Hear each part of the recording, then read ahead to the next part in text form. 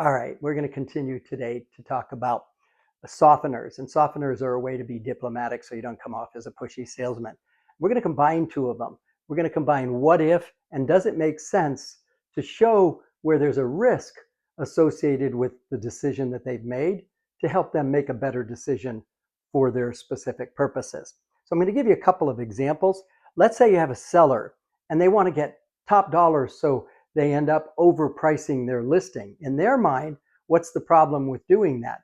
Well, your response is, what if new listings come on the market and they're less expensive and competing with yours? All you're going to do is help the competing less expensive properties sell before yours because they're going to justify the lower prices because they see yours as being so high.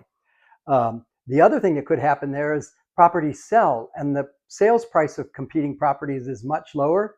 Well, now they've lost value because nobody's going to buy at a higher price when there's already recent examples of properties that have sold for much lower. Now, another one could be a buyer refuses to negotiate a price. No, I don't want to pay that much. I'm not in a big hurry. But your response to that is you picked this house out and decided to move forward with it because it's the ideal house for your personal situation. What if that house sells and now you're stuck with a house that you didn't want as much? And you're not stuck with it just when you execute the contract. You're stuck with it for the next 7 to 10 years while you live there. Does it really make sense for you to lose additional quality of life benefits by being unwilling to spend a little bit more money when you're stuck with the results for 7 to 10 years?